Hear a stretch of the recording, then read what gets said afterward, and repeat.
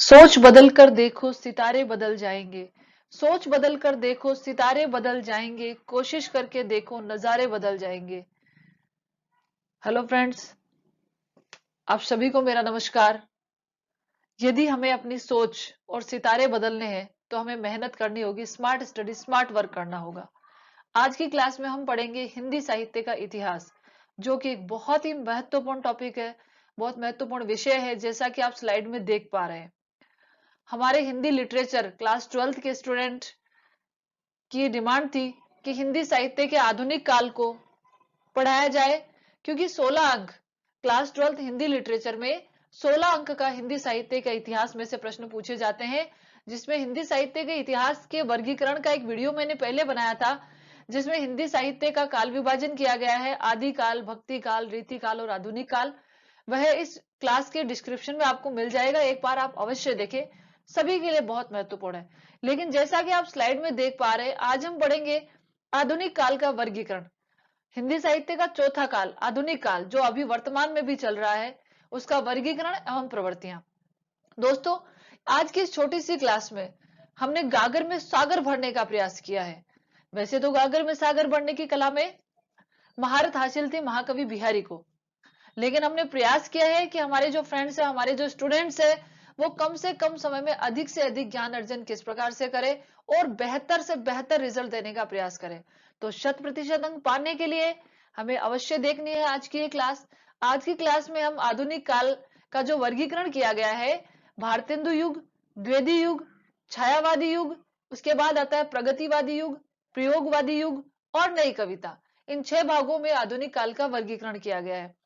हर बार 12th class में exam में इसमें से एक प्रश्न पूछा जाता है।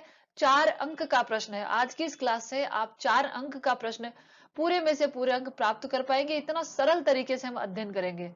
तो चलिए दोस्तों, जैसा कि आप देख पा रहे हैं, first grade second grade teachers के एग्जाम में भी इसमें से हर बार प्रश्न पूछे जाते हैं। नेट, स्लेट, केवीएस, डीएसएस भी, हर प्रकार के एग्जाम के लिए आज की ये क्लास बहुत महत्वपूर्ण है।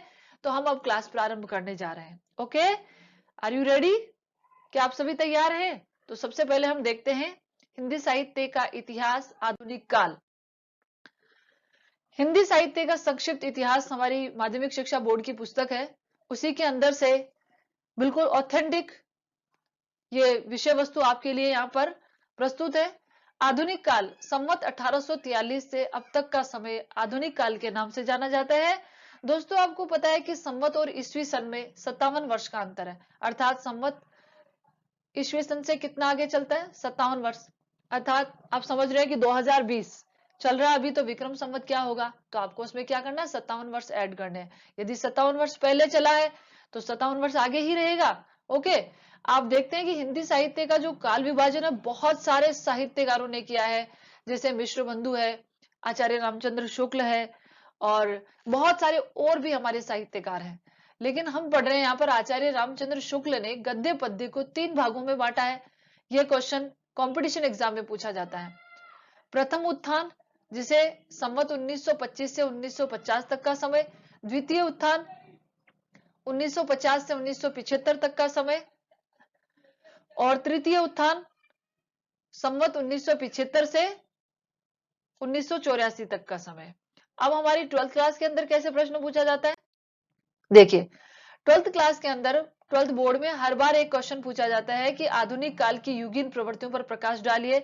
इसमें आपसे अलग अलग युग के बारे में पूछेंगे। जैसे कि आपसे पूछ सकते हैं कि भारतेंदु युग के प्रमुख कवियों का नाम लिखते हुए भारतेंदु युग की प्रवृत्तियों पर प्रकाश डालिए। ठीक इसी प्रकार से आपसे कोई भी युग के बारे में पूछ सकते हैं बच्चों, कि द्विवेदी युग के प्रमुख कवियों का या प्रमुख रचनाओं का नाम उल्लेख करते हुए द्विवेदी युग की, छायावादी युग की या प्रगतिवादी युग की प्रवृत्तियों पर प्रकाश डालिए या विशेषताओं पर प्रकाश डालिए। तो आप सोच भी नहीं सकते कि आज की क्लास आपके लिए कितनी ज्यादा महत्वपूर्ण है। ओके, तो आपको ध्यान से पढ़ना है कि अब हम क्या करने जा रहे हैं। आधुनिक काल में जो सबसे पहला युग है वो जाना जाता है भारतेंदु युग के नाम से। किस नाम से? भारतेंदु युग के नाम से। देखिए, इस युग को पुनर्जागरण काल भी कहा जाता है। भारतेंदु हिंदी गद्य के जन्मदाता माने जाते हैं। भारतेंदु को आपने 10th क्लास में भी पढ़ा है बच्चों, कि कंपटीशन एग्जाम में प्रश्न पूछ लेते हैं कि पुनर्जागरण काल के नाम से किस काल को जाना जाता है? तो किसको जाना जाता है? भारतेंदु युग को। उसके बाद में हिंदी गद्य का जन्मदाता किसे माना जाता है? भारतेंदु को। अभी भारतेंदु कौन थे? आपको पता ही है, भारतेंदु हरिश्चंद्र हिंदी साहित्य के एक महान साहित्यकार, जिनका जन्म हिंदी साहित्य में क्रांतिकारी घटना के रूप में जाना जाता है।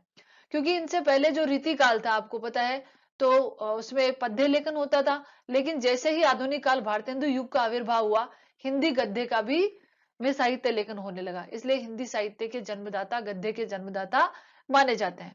ओके, तो अभी क्लास में हम पढ़ने जा रहे हैं, जो कि प्रश्न हमसे पूछा जाता है कि भारतेंदु युग की प्रमुख प्रवृत्तियां या विशेषताओं पर प्रकाश डालिए। तो जैसा कि आप देख पा रहे हैं, सबसे पहली विशेषता है राष्ट्रीयता व देश प्रेम की भावना। अब ये भारतेंदु युग का समय क्या माना जाता है? 1900 ईस्वी से थोड़ा सा पहले से लेकर 1918 तक का समय, 1918 तक का समय हिंदी साहित्य में किस नाम से जाना जाता है स्टूडेंट्स? आधुनिक भारतेंदु युग के नाम से जाना जाता है। इस समय कौन था हमारे देश में? अंग्रेजों का साम्राज्य था, और अंग्रेजों से को देश से बाहर निकालने के लिए हमारे जो साहित्यकार थे, उन्होंने, जैसा कि कहते हैं साहित्य समाज का दर्पण होता है, अपने कर्तव्य का निर्वहन करते हुए राष्ट्रीयता और देश प्रेम से परिपूर्ण रचनाएं लिखी और अपने कर्तव्य को, अपने जिम्मेदारियों को बखूबी निभाया। तो पहली विशेषता क्या है? राष्ट्रीयता व देश प्रेम की भावना। अब हमारे बच्चे सोच रहे होंगे कि ये तो सिर्फ शॉर्ट पॉइंट लिखे हुए हैं, हम इनके अंदर क्या लिखें? तो बच्चों, आपको एक एक लाइन ही इनके अंदर लिखनी है, तो मैं आपको बता रही हूँ, आप खुद से भी अपनी मौलिक कल्पना शक्ति का प्रयोग करके लिख सकते हैं। जैसा कि आप नाम देखेंगे तो आपको पता चलता है ना कि राष्ट्रीयता व देश प्रेम की भावना का मतलब क्या है। अब आप सोचेंगे कि इस युग के कवि कौन थे, तो उसकी जो क्लास है ना बच्चों, अलग से होंगे, क्योंकि उसका प्रश्न अलग से पूछा जाता है। तो प्रमुख कवि और उनकी रचनाएं आपको इन प्रवृत्तियों के बाद में करवाई जाएगी। अभी जितना करवाया जा रहा है, आपका फोकस सिर्फ और सिर्फ क्लास के अंदर होना चाहिए। तो अब देखिए, हमारी पहली विशेषता है, तो इस युग के जो प्रमुख कवि थे, भारतेंदु हरिश्चंद्र, जगन मोहन सिंह, प्रताप नारायण मिश्र, अंबिका दत्त व्यास, राधा कृष्ण दास आदि, इनकी रचनाओं में राष्ट्रीयता व देश प्रेम की भावना देखने को मिलती है। स्पेशली भारतेंदु की खुद की रचनाओं में भी देश प्रेम की भावना, राष्ट्रीयता की भावना कूट कूट कर भरी हुई है। क्या आप वो पंक्तियां भूल गए हैं? भरा नहीं जो भावों से बहती, जिसमें रसधार नहीं, वह मनुज नहीं है निरा पशु, जिसमें स्वदेश का प्यार नहीं। इससे अच्छी पंक्ति और भला क्या हो सकती है, जो हर एक हिंदुस्तानी की जुबान पर सुनी जाती है। ओके बच्चों, तो अब देखिए, हमारा जो दूसरा बिंदु है, सामाजिक चेतना की अभिव्यक्ति। तत्कालीन समाज में जो समाज के लोगों पर जो अन्याय, उनके साथ जो अन्याय होता था, उनका जो शोषण होता था, उसका विरोध करने के लिए, सामाजिक चेतना और जागृति लाने के लिए भी साहित्य में रचनाएं हुई। ठीक है। तीसरा, हास्य व्यंग्यमय रचनाएं। इस काल में हास्य और व्यंग्य से परिपूर्ण रचनाएं लिखी गई। आपको एक तो पता ही है, भारतेंदु हरिश्चंद्र की स्वयं की रचना है अंधेर नगरी, चौपट राजा, टका शेर भाजी, टका शेर खाजा। उसके अंदर व्यंग्य के माध्यम से तत्कालीन समाज और देश में जो विद्रूपताएं, जो समस्याएं थी, उनको उजागर किया गया है। तो ऐसे इस प्रकार की रचनाएं भी तत्कालीन युग में देखने को मिलती है। प्रकृति चित्रण की प्रधानता, तो उस समय के काव्य में प्रकृति का चित्रण भी देखने को मिलता है। उसके बाद में भक्ति भावना का चित्रण, राष्ट्रीयता और देश प्रेम के साथ साथ इसमें रीतिकाल का थोड़ा प्रभाव दिखाई देता है, और भक्ति से ओतप्रोत रचनाएं भी उस समय लिखी गई थी। श्रृंगारिकता, ये तो आप जानते हैं कि आधुनिक काल से पहला युग कौन सा था? रीतिकाल, जो घोर श्रृंगार काल के नाम से जाना जाता है, श्रृंगार के लिए ही जाना जाता है। तो श्रृंगारिक काल जो है, जो रीतिकाल चला गया, लेकिन उसका कुछ प्रभाव का जो प्रभाव है वो किसमें देखने को मिला? भारतेंदु युग में भी देखने को मिलता है। नारी सौंदर्य का चित्रण, प्रकृति के सौंदर्य का चित्रण, श्रृंगारिकता का चित्रण। ठीक है। तो ये हम किसकी विशेषताएं देख रहे हैं? आधुनिक काल की। इसकी अगली विशेषता है, ये किसकी है? भारतेंदु युग की ही विशेषता है। गद्य में खड़ी बोली तथा काव्य में ब्रज भाषा का प्रयोग। देखिए, गद्य में खड़ी बोली प्रतिष्ठित हो गई थी, और काव्य में ब्रज भाषा ही चली आ रही थी। देखो बच्चों, जो प्रवृत्तियां होती है ना, आप एक चीज अच्छे से समझ लो, काव्य जो होता है उसके मुख्य जो है दो पार्ट होते हैं। कौन कौन से? एक होता है, मैं आपको बता चुकी क्लास में, कला पक्ष, और एक होता है भाव पक्ष। हमने जो ऊपर विशेषताएं देखी वो भाव पक्ष की थी, और अब हम जो विशेषता देख रहे हैं वो कला पक्ष की है। कैसे?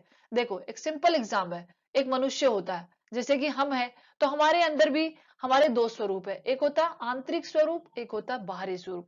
हमारे अंदर जो गुण है प्रेम, क्षमा, दया, करुणा, ये हमारा जो आंतरिक सौंदर्य है, हमारा दिल कितना सुंदर है, हमारी भावनाएं कितनी सुंदर है, ये क्या है। आप मान लो कि काव्य एक मनुष्य है, हम हैं, ठीक है, और हमारे जो आंतरिक गुण, हमारा मन कितना सुंदर है, हमारी भावनाएं कितनी सुंदर है, ये सब क्या है, इस काव्य रूपी शरीर का भाव पक्ष है, यानी आंतरिक स्वरूप है, समझे। और दूसरा होता है बाहरी स्वरूप, यानी इस काव्य रूपी जो शरीर है, इसका बाहरी रूप है, इसकी भाषा और शैली, समझ गए। अर्थात हम कितने सुंदर दिखते हैं, हमारी पर्सनैलिटी कैसी है, हमारी हाइट कितनी है, ठीक है। तो हमारा जो बाहरी सौंदर्य है वो कला पक्ष है, ठीक है, जिसको शिल्प सौंदर्य या कला सौंदर्य के नाम से जानते हैं। और हमारे जो आंतरिक गुण है वो हमारा क्या है, भाव पक्ष है। तो हम प्रवृत्तियों में दोनों देखेंगे, कला पक्ष और भाव पक्ष, और दोनों से मिलाकर ही क्या बनता है, काव्य सौंदर्य बनता है। ये आपको जरूर पता होना चाहिए।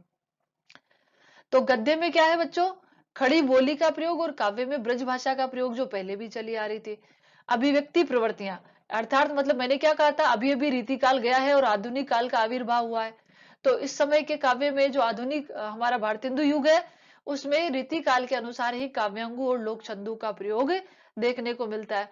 अब ये काव्यांग क्या है, अब बताइए आप कमेंट्स करके आंसर दीजिए। मैंने आपको एक पुस्तक पढ़ा चुकी हूँ, आपको पता है, तो 16 अंक की काव्यांग विवेचन नाम है उसका।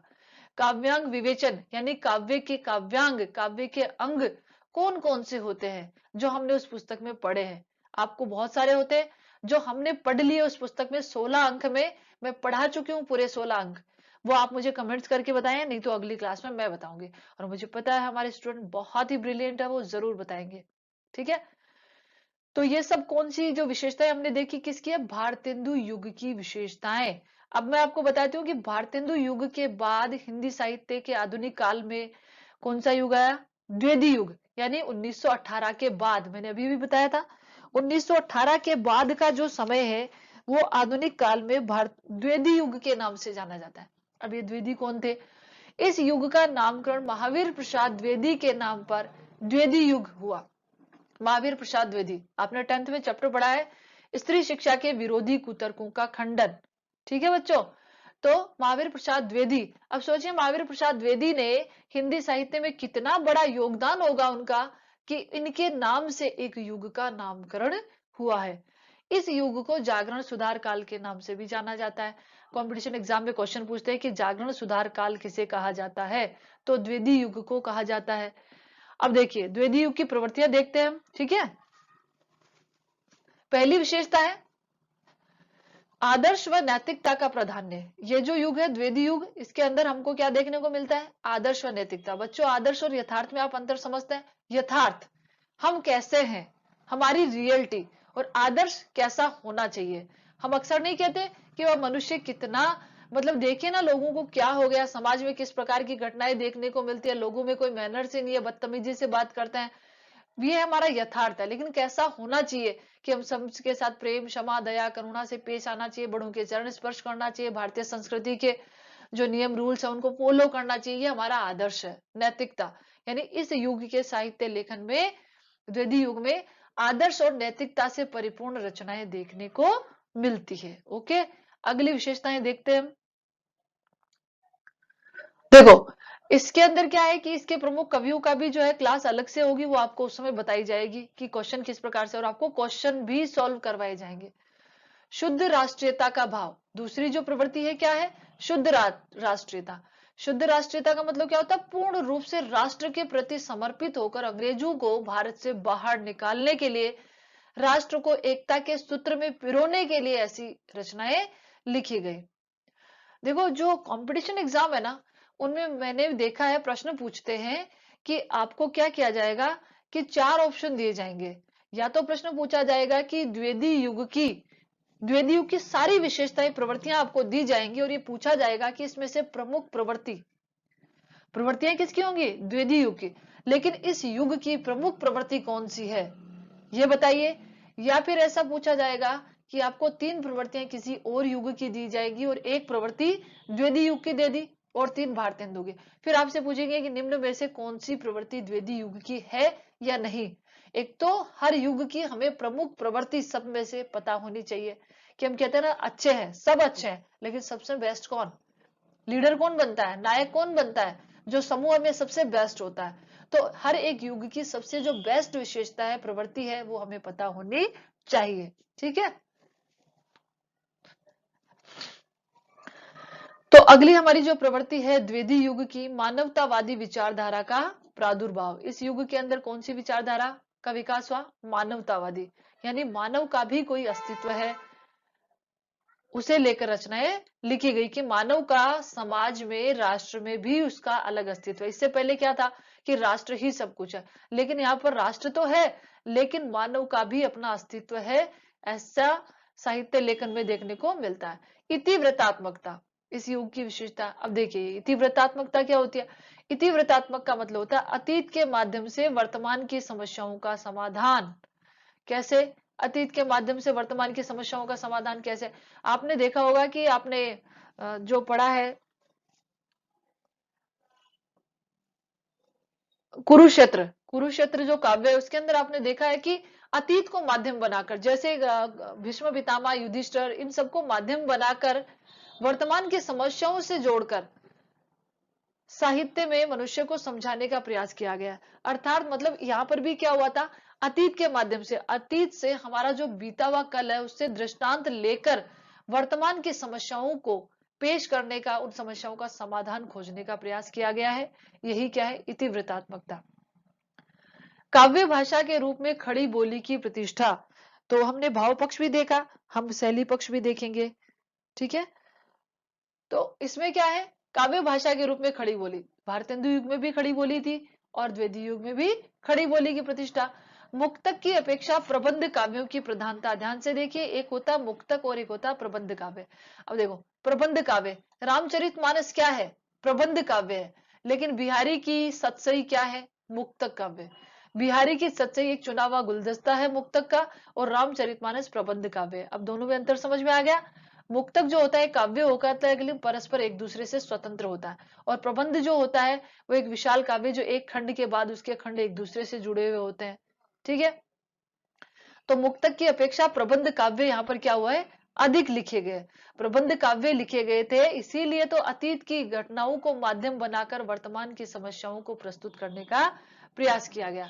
ठीक है, अगला है कहानी, उपन्यास, निबंध, आलोचना विधाओं का विकास। इस युग की बहुत बड़ी विशेषता है कि इस युग में आकर कहानी, उपन्यास, निबंध, आलोचना, गद्य की अनेक विधाओं का विकास हुआ।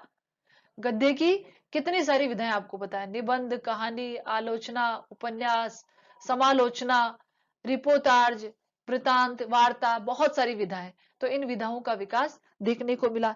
अब आपसे ये पूछे कि द्विवेदी युग की सबसे प्रमुख विशेषता कौन सी है, तो द्विवेदी युग की सबसे प्रमुख विशेषता है, इतनी सारी विशेषताएं हमको दी गई है, उसमें से सबसे प्रमुख विशेषता यदि हमसे पूछे तो आदर्श व नैतिकता का प्राधान्य।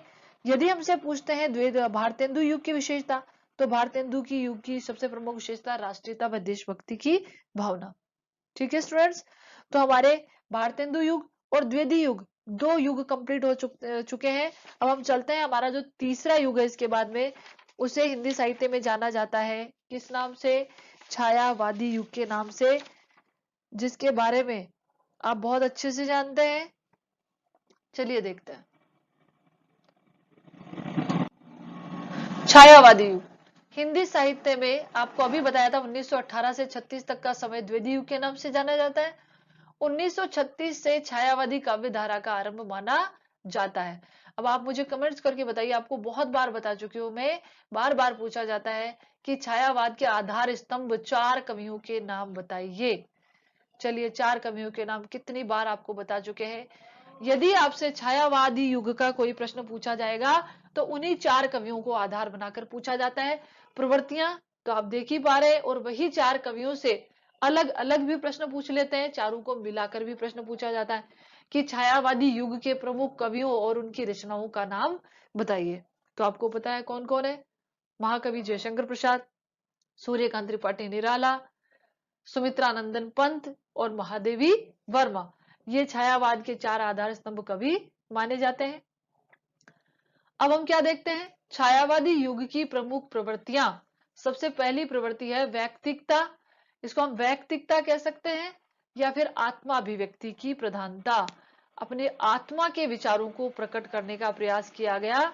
इसकी ये 2-3 विशेषताएं इतनी महत्वपूर्ण है कि इसी के नाम से इसका नाम क्या पड़ गया, छायावादी युग।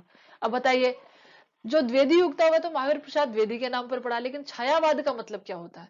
छायावाद की परिभाषा अलग अलग विचारकों ने अलग अलग दी है कि आत्मा की छाया परमात्मा में और परमात्मा की छाया आत्मा में, यही इस समय की प्रमुख विशेषता रही है। अर्थात प्रकृति के अंदर परमात्मा को देखने का, अपने आत्मा के अंदर परमात्मा को देखने का प्रयास इस कालखंड में किया गया, इसलिए इसे छायावादी काव्य धारा के नाम से जाना जाता है। छाया का मतलब तो आप समझते ही हैं। ओके, तो किसकी छाया? आत्मा में परमात्मा की छाया, प्रकृति में परमात्मा की छाया। आपने रचना देखी है सूर्यकांत जयशंकर प्रसाद की प्रभो कविता है 10th क्लास में, छायावाद का उत्कृष्ट उदाहरण प्रस्तुत करती है। आपने देखा है, महादेवी वर्मा है, सूर्यकांत त्रिपाठी निराला है, इनकी रचनाएं। सुमित्रा नंदन पंत का जो प्रकृति गीत है कितना सुंदर है।